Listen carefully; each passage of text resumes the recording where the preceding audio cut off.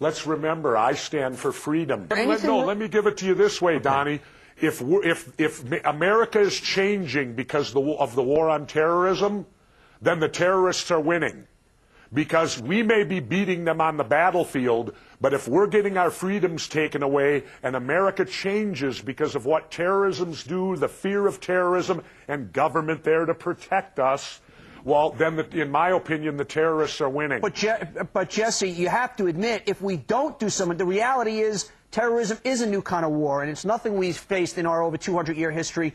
And some things have to be done differently. This is a different kind of enemy, and to put your head in the sand and say, well, we can't change anything, I just think it's ignorant. Wait a minute. Nobody's putting their head in the sand. We're as ill-prepared for terrorism as we've ever been. Take a look at the hurricanes that just hit this country. They were even announced 3 to 4 days ahead of time. Okay. Now, when the terrorists hit us, do you think they're going to send us a memo telling us 3 to 4 days ahead of time we're going to hit you, get prepared? We couldn't even handle what happened in New Orleans, and yet we're being sold by our politicians that we're safer today, that we're out there protecting you. We've got this big government bureaucratic agency on terrorism that's going to protect you. It's a bunch of hogwash, Donny, and if you believe it, you're naive. Jesse, you once said you think there should be a wrestler in the White House 2008, so you're the guy in charge now. How do we make ourselves safer from terrorism? It's easy to throw stones. Give me some answers. Yeah. Well, the first thing would be to go get a terrorist that attacked us. You know, we're never successful until bin Laden is 7 feet under. Okay. And instead, we're now fighting in Iraq, a country that never attacked us. There wasn't one terrorist in 9/11 from Iraq. Okay. 15 of the 19 were from Saudi Arabia. 48% of the insurgents you hear about in Iraq right now are Saudis. Why are we fighting the Iraqis? It's about the same.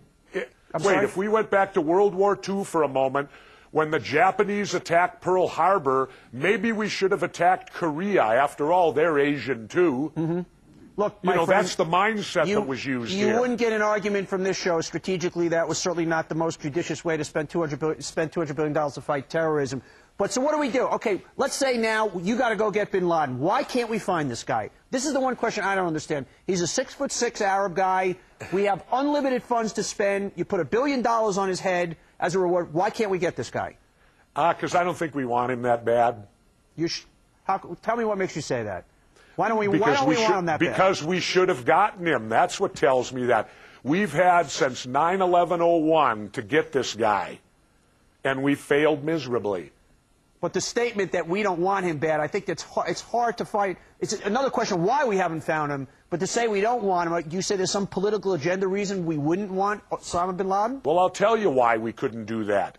We need our military on the oil spigot over there. And we cannot have our military away from the oil spigot because we're so dependent upon it. Hulk Hogan, your old buddy, said that he took a survey when Clinton was in an office and he would have beat him 75 to 25%. Are we living in a world right now that's just pure popularity? People know your name and it's good enough to be a public official? This guy's never done anything but wrestling. He's never stepped outside of wrestling in his life. And so what's wrong with being a wrestler? That's kind of where you started, big guy. Nothing, but I was also, no it isn't. I was a Navy SEAL before I was a wrestler. I spent 6 years in the United States Navy. You're in the I served 17 months in Southeast Asia, so I did a lot of things before I got into wrestling. I just got every third week in August as the SEAL team reunion where we all go out to Coronado, California, and we get briefed, and our SEALs today are the best they've ever been. They're the most well-educated. They're the best trained. They have more equipment that we only dream of having the equipment that they have today. Right. We used to have to beg, borrow, and steal it. Today, they get it handed to them. So, Jesse, who are we backing for president in 08? Who's your choice? Me if I run. Okay. You want to announce something here tonight? No, I don't. I don't want to announce anything, but I would tell you this. Again, let me reiterate. If Hillary Clinton gets the nomination and gets elected in 08, that will mean since 1988 to all the way to 2012, we will have had only Clintons or Bushes in the White House. It looks to me like we're a dual monarchy. 24 years, 2 names. Good point, sir. You have to remember with me, Democrats and Republicans are cut from the same cloth. Really, today we have a decision. It's like walking into the grocery store and you go to the soft drink department and the only thing you're offered is Coke and Pepsi. They're both colas, one slightly sweeter than the other, but that's the only choice you get in this country. And think about it a minute. I remember I was on Larry King once with Senator Alan Simpson, and he was expounding the two-party system to me and to Larry King. And I didn't say a word, and Larry finally said, "Governor, what do you think of the two-party system?" I said, "I think it's phenomenal. We get one more choice than communist Russia."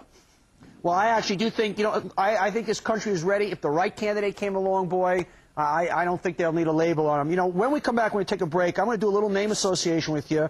I'm going to throw out Donny, you think if I get a haircut and then cut my beard off, you'd support me? Right now, we got to do a little more talking, friend, because I see what you're doing is you're throwing a lot of stones, but I don't hear answers. So, I like your chutzpah, as we say, but I'm still not hearing any answers. I'm just hearing a lot of complaints. Well, ask me something I can give you. What haven't I given you an answer on? You didn't give me any suggestions of how you said, you know what, where our civil liberties are being, encroached upon, we're vis-a-vis fighting terrorism. So I said, well, what do we do to make ourselves safer? And I still don't hear any answers, though.